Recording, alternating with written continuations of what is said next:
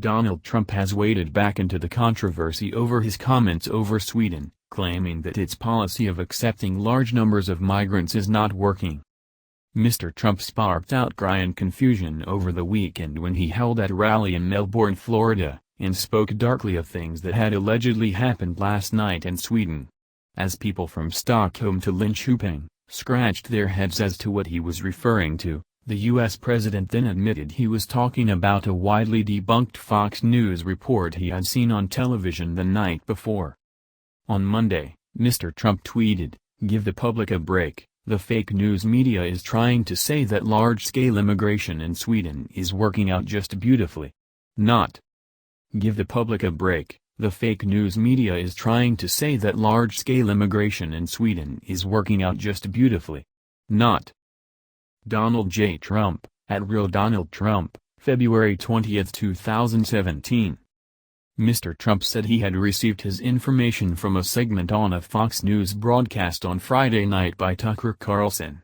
Mr. Carlson interviewed Amy Horowitz, producer of a film that claimed to document alleged violence committed by refugees in Sweden.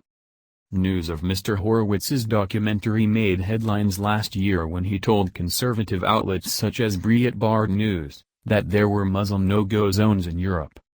Over the last 2 years, they've taken in over 350,000 Syrian refugees, he said. The reason why I went there was to investigate why Sweden has become the rape capital of Europe. Rape was not unknown, but relatively minor. There were few incidents of rape, let's say about 10 years ago. And rape has absolutely skyrocketed in Europe.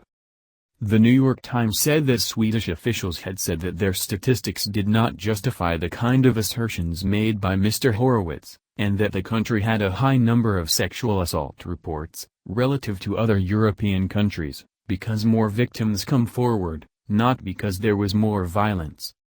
Henrik Sellin, political scientist and deputy director of the Swedish Institute, a state agency dedicated to promoting Sweden globally, told the newspaper he had completed a study focusing on negative news reports about Sweden's intake of refugees.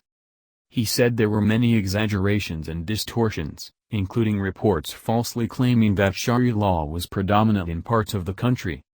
Swedish officials have hit back at Mr. Trump's assertions. Former Prime Minister Carl Bildt responded by saying there were twice as many murders just in the Florida county where Mr. Trump spoke on Saturday, compared to all of Sweden.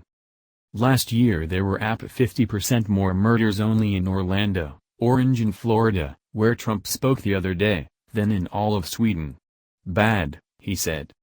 Indeed, Sweden's crime rate has fallen since 2005, official statistics show, even as it has taken in hundreds of thousands of immigrants from countries like Syria and Iraq.